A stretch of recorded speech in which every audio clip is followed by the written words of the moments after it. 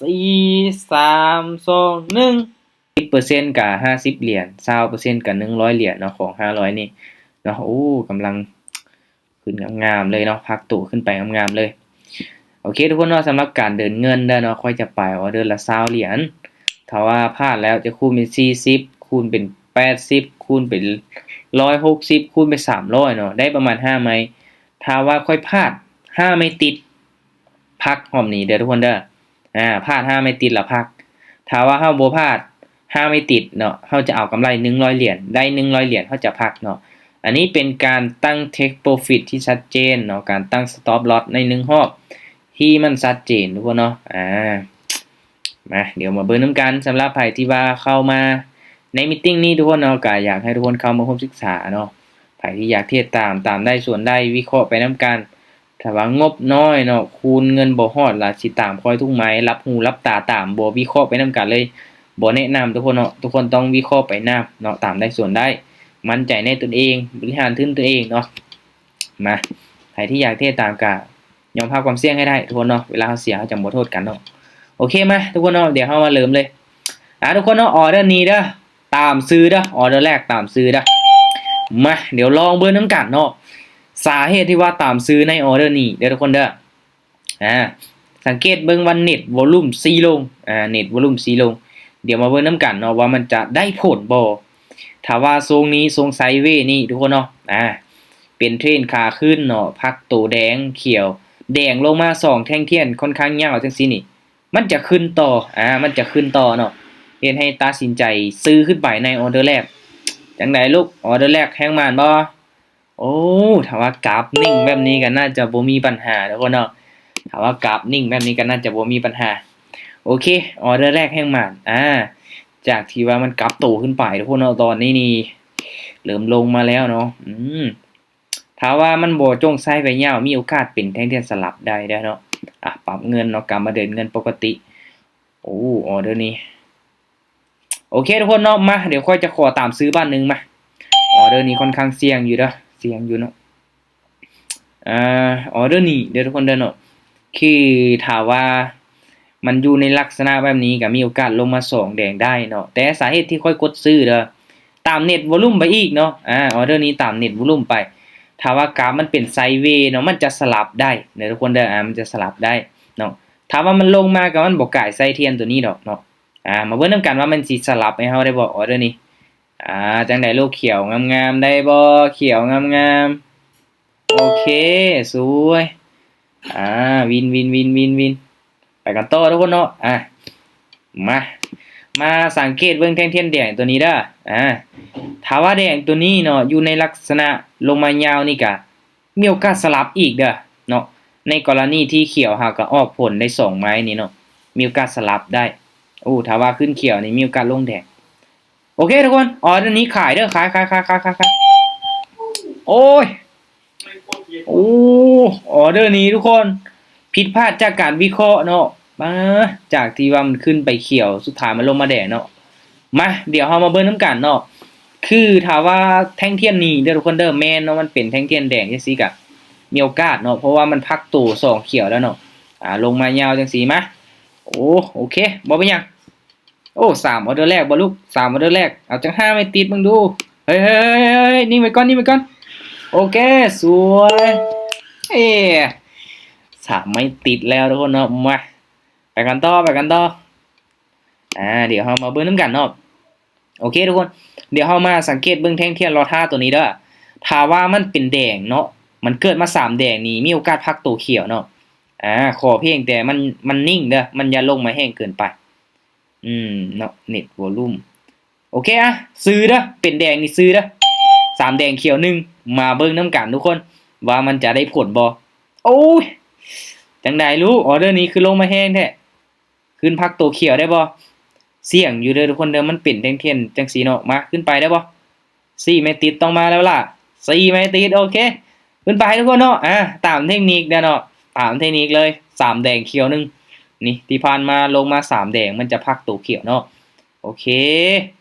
งามออเดอร์นี้งาม4ไม่ติดเลยทุกคนสวยมา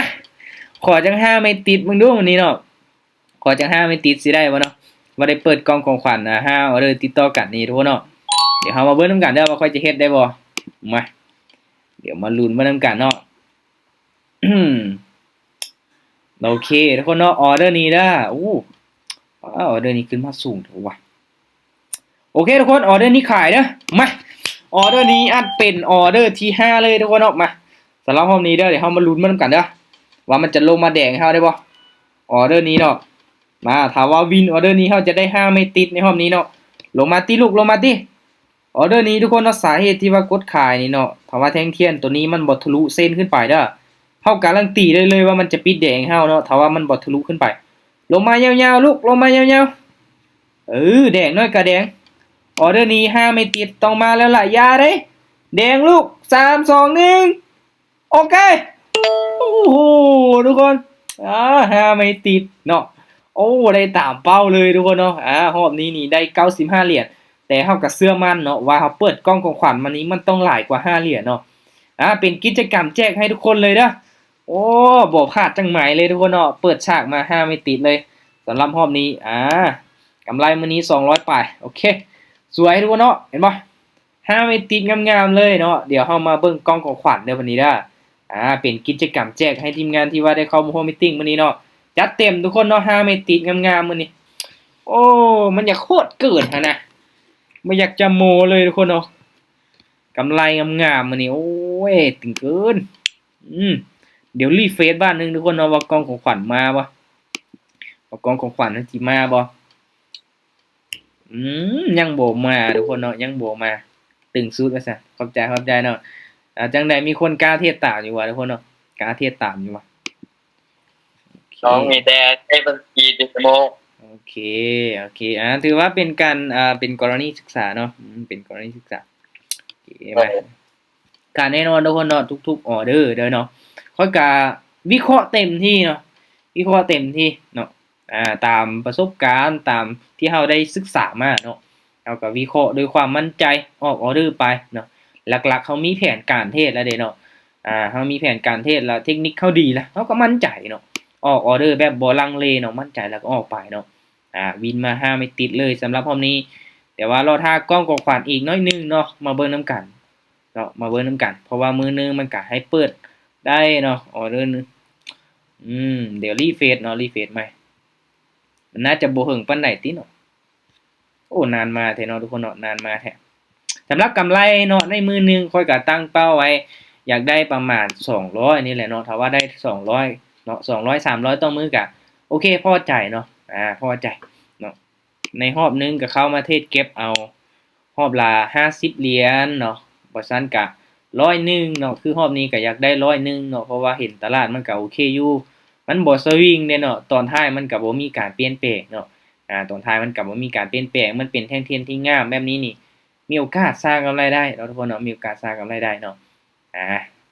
โอเคก็ถือว่าเป็นกิจกรรมเด้อทุกคนเด้อเนาะขาดทุน30แม่นอยู่ว่าขาดทุน30บ่แม่นส่วนบ่มื้อนี้ตามเป้าแล้วเลยบ่ได้เทศตาม8นาทีตามเป้าเลยตึงเกินแม่นใช้เวลาเทศบ่ถึงได้บางเทื่อนี่บ่ฮอด10นาทีเนาะบ่ฮอด10นาทีเฮาได้เฮาก็หยุดเลยเนาะบ่ต้องอยู่กับมันถึงเกินไปเนาะบ่ต้องอยู่กับมันถึงมาเบิ่งนำกันเนาะรอลุ้นเด้อรอลุ้นว่ากล่องของขวัญมันสิมาบ่เพราะว่าเฮาก็บ่ได้ข้ามจักออเดอร์เนาะออกออเดอร์ละ20มาแล้ว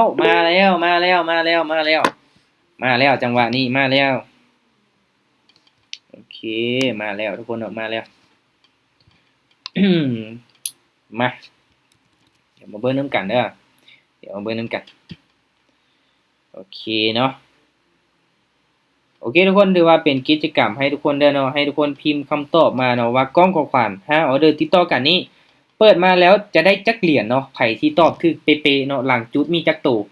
ข้อยจะแจกให้เลยเนาะข้อยจะแจกให้เลยเด้อพิมพ์ให้มันถูกเด้อทุกคนเด้อเนาะคนหนึ่งคำตอบเนาะทีมงานเข้ามาร่วม18คนเนาะรวมทั้งค่อยเนาะมาพิมพ์มาเลยทุกคนเนาะพิมพ์มาเลยคนหนึ่งคำตอบเนาะไผที่ตอบถูกได้เลยเนาะตอบว่า100เหรียญมันออกมา100เหรียญทุกคนก็รับไปเลยเนาะตัวนี้เนาะแต่ว่าทุกคนก็น่าจะรู้แหละเนาะว่ากล้อง5ออเดอร์ติดต่อกันนี่เนาะปริมาณ มันอยู่ระหว่างเท่าใดเนาะมันอยู่ระหว่างเท่าใดถือว่าเป็นการสุ่มเลขเลยก็ว่าได้ทุกคนเนาะการสุ่มเลขเลยเนาะทุกคนเนาะโอเคมาเดี๋ยวเรามาเบิ่งเฉลยนํกันเนาะว่าไผจะเป็นผู้โชคดีพิมพ์มาเบิดทุกคนแล้วบ่ถ้าว่าเบิดนี่ค่อยจะเฉลยได้ทุกคนเนาะคนหนึง1คำตอบเด้อคนหนึง1คำตอบเนาะโอเค มาเดี๋ยวเรามาเบิ่งนำกันทุกคนเนาะว่าไผจะเป็นผู้โชคดีอืมโอเคมาแป๊บหนึงเด้อแป๊บหนึงคนหนึง1คำตอบเด้อทุกคนเด้อบ่หมายความว่าคนหนึงสิตอบ2-3เทื่อบ่เอาได้เนาะถ้าถูกนี่บ่ให้เด้กติกานี่คนหนึง1คำตอบเด้อโอเคทุกคนเนาะเดี๋ยวเรามาเบิ่งเฉลยนำกันเลยเด้อเดี๋ยวเรามาเบิ่งเฉลยเลยเนาะว่าไผจะเป็นผู้โชคดีเนาะว่าไผจะเป็นผู้โชคดีเนาะโอเคมาถ้าพร้อมแล้วเดี๋ยวค่อยจะมาเปิดกล่องของขวัญเลยทุกคนเนาะวันนี้ก็จัดไปแบบตึงๆ5ออเดอร์ติดเนาะอัตราการชนะแบบ 100% บ่พลาดจักไม้เนาะบ่อยากจะโม้เลยทุกคนเนาะโอเคมาออเดอร์นี้ตุ๊ยมาทุกคนเดี๋ยวเรามานับถอยหลังนำกันเลยเนาะ